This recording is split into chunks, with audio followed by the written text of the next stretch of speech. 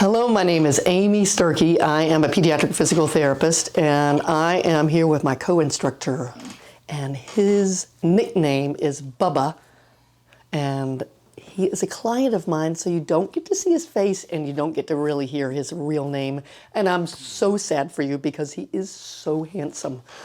He is a young adult with athetoid cerebral palsy. He is able to walk independently but needs to be spotted closely.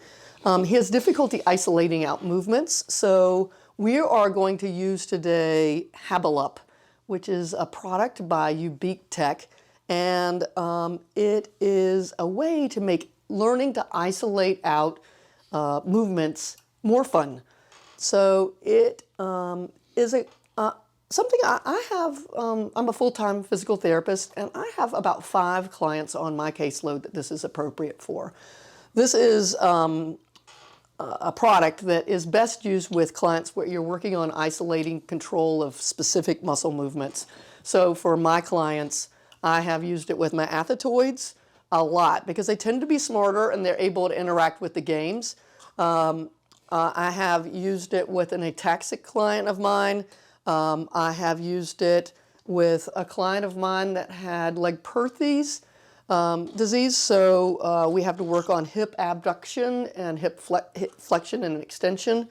I think it would also be appropriate for a toe walker. In the last video, we did a wrist extension exercise, and in this activity, we're going to do an elbow flexion activity. So the first thing you need to know is that this game comes with sensors, 2 of them, and you can, they work like a wristband, and you can put 1 band on them or 2 bands on them, and they recommended putting both bands on so it allowed you more flexibility to handle bigger and smaller girths. So we're going to do elbow this time, and my friend Bubba is better with control of his left upper extremity. So we're going to choose, he asked that we do left. So on some muscle groups, you have a choice of movements, but on this one, you only have a choice of elbow flexion and extension. So that's one we're going to pick. On this screen, it shows you how to put the sensors on, and it says to put the blue one more proximal and the green one more distal. So let's do that. The blue one more proximal. When you put them on, the sensor has a blue dot on it, and you want to make sure that's distal, further toward the hand. So I'm going to put this on your bicep, all the way up here on his bicep. Got you. And I'm just going to tighten that up as soon as I find the ends.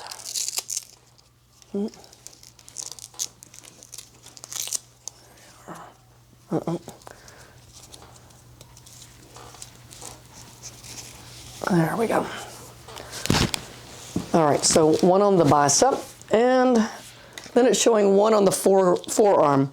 So again, it has a sensor that's more distal, one asymmetrical, and you're going to want to put that more distal on him. So let's see. All right. And I'm going to put it here. Looks like I need to go with this one first. I think it takes a little messing with when you've got both bands on to try to figure out how to get it tight enough and still be able to have all the sensors touching something.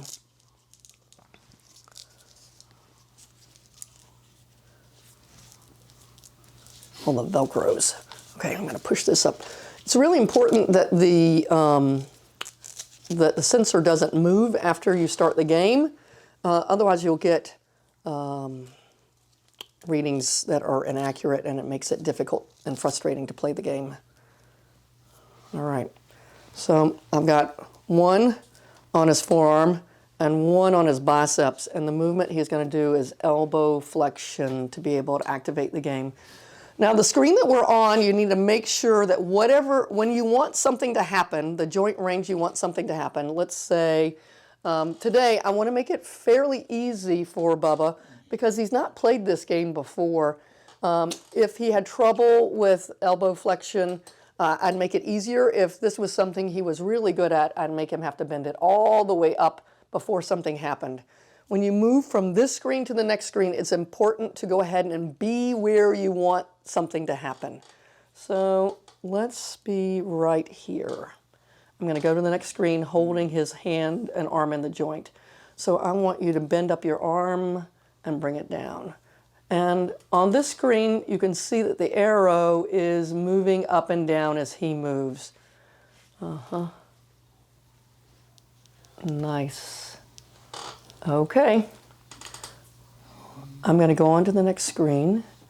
And I'm going to choose a different game than we chose last time. Last time I chose the basketball game. It's one of the easier ones. Since he's familiar with the game mechanic now, I'm going to choose a different one. I really like this dinosaur game. On this game, when you bend your arm, the little person's going to jump. And you're supposed to jump and try to avoid the other little things that are walking along the ground. And if you see bananas, you're supposed to try to jump to try to catch them. For me, a lot of times with my clients, I don't really care if we get bananas or not. In fact, when I played it, I think I played the reverse of how I was supposed to play. I tried to hit all the things that were coming by, but that's really not how you're supposed to play it. Okay, here we go. Again, you can choose the duration of how long you play, and you can choose the game speed. I'm going to make it about a little over a minute, and whether or not you have the music. So I'm going to go to the next screen, and we're going to move along. So bend your arm, and he should jump. Nice, nice. So here comes up. You got to jump, jump. Oh, that one got you. All right, so let it go down. Now jump. Oh, got to bend and jump. Nice, you went right over it. Oh, you landed on him. That's all right. Here we go. All right, you got to go straight. Now, I have found that sometimes when I'm playing this game that the music cuts out on me. There you go. Oh, you got the banana, and you jumped over the woolly mammoth. Nicely done. Nice. Uh-huh. You've got to make sure you go all the way down. And what I'm noticing is the sensor is not getting you. So let's see. There you go. I think it was paused. Punch, jump again. There you got banana. Jump again. Perfect. Jump again. Perfect. Jump again. Perfect. Jump again. Perfect. Jump again. Oh, nice job. And so, like I say, it's tending toward jumping on the little animals. I did the exact same thing when I played. Oh, there you go. Got to go down. And you can see that it's triggering the jump right where I had his arm when we went through that screen, about mid-range elbow flexion. Nice. Again, I set it for just over a minute, so it was quick. But you could see how it allowed him to interact with the game. Bubba, did you think that game was fun? Yeah, I thought so too. The next screen is something that was added because some physical therapists added for it. It's a question of, on a scale of 0 to 10, how painful it was. Clearly, for Bubba, he didn't have any pain with that. But therapists who might be working with people who have burns, the movements might be painful. And so I'm guessing that that's why they wanted to be able to collect this data as well. So we didn't have any pain. And we're going to go to the next screen, and it says that he had 42 repetitions of bending his arm and straightening it. And we played for 82 seconds. One of the things that I noticed was that I have some clients that I'm working on elbow extension, not elbow flexion.